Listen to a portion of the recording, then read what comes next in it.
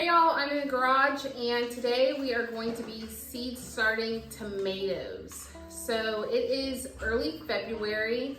I am in the low country of South Carolina and it is about 10 weeks out from our average last frost date. I'm going to be starting tomatoes indoors.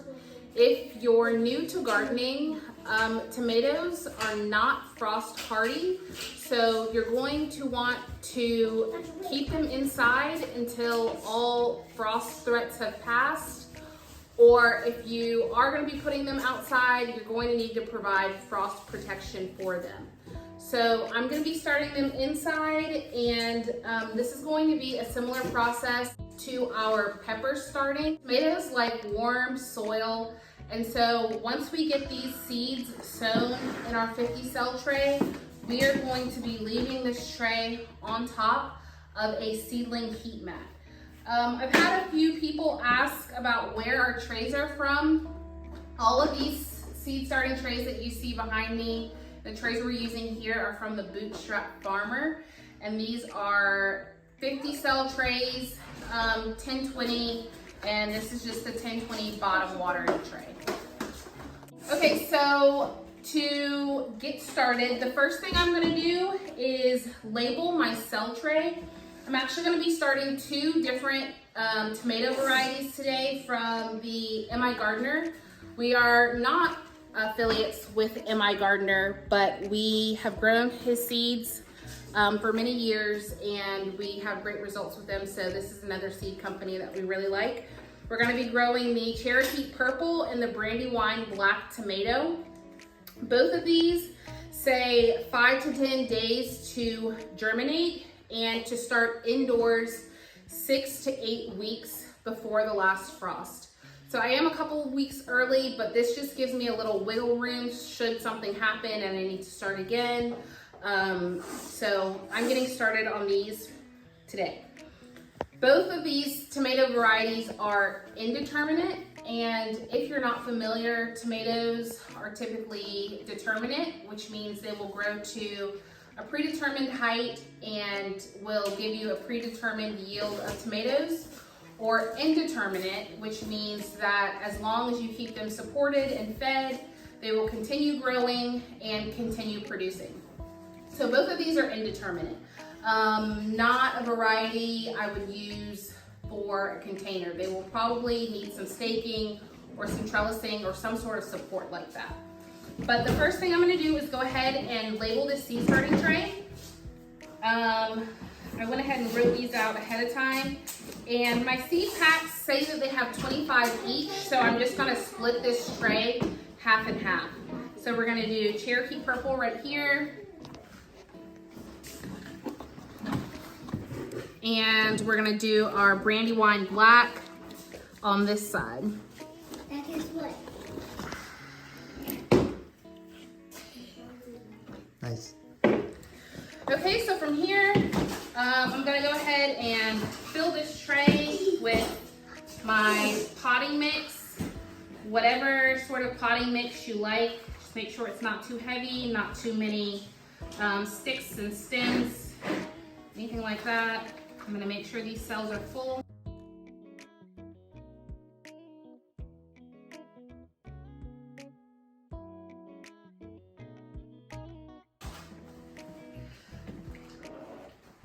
All right, so my cells are full. And this is a little icky, but we'll go with it. So I'm just gonna put some water in here. Might need more than that.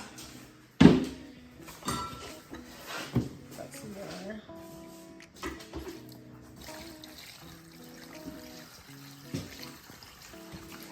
Okay, so that's a little less than halfway full. And then I'm just gonna take this, set it inside this bottom water tray, and that potting mix is going to absorb the water from the bottom up. Okay, so let's start with our Cherokee Purple on this side.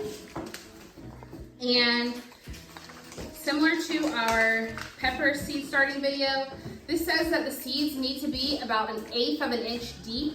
So I'm going to set them just on the surface of the soil, and then I'm going to come back and just sort of dibble a little indentation and make sure the seed is just barely covered. So here are our Cherokee purple tomato seeds.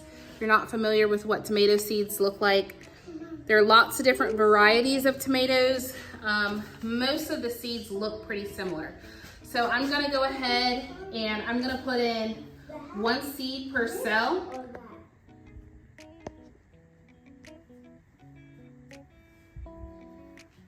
And then I sort of just come back and make sure they're just barely covered.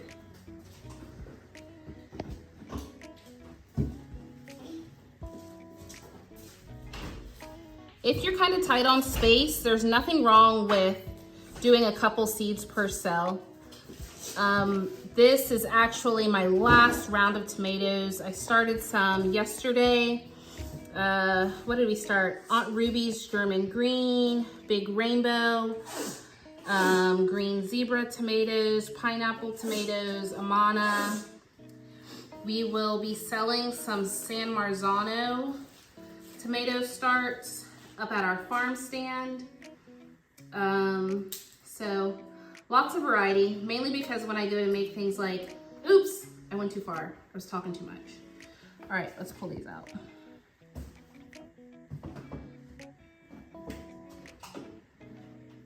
Okay, that's the halfway mark. All right, so here are the Cherokee purple.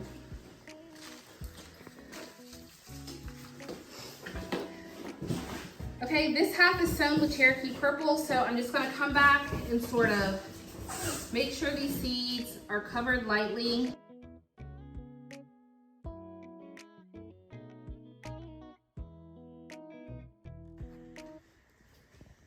Okay, and that's it. So from there, we're gonna take our Brandywine Black and we're gonna do the same thing on the other side.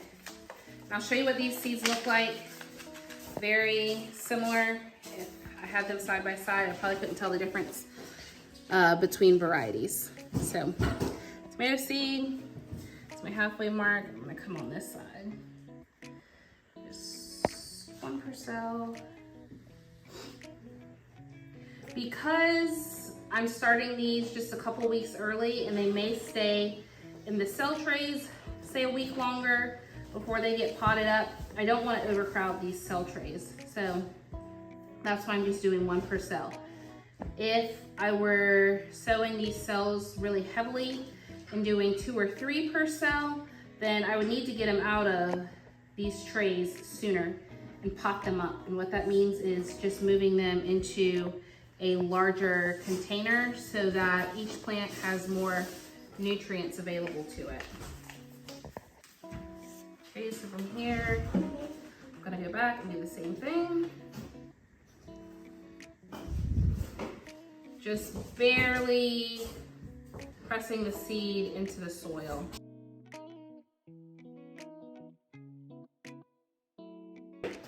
Okay, after I make sure that all of my seeds are just beneath the soil, this cell tray is going to go onto our seedling heat mat. And this is, it's about 75 in this garage, give or take, because we come in and out.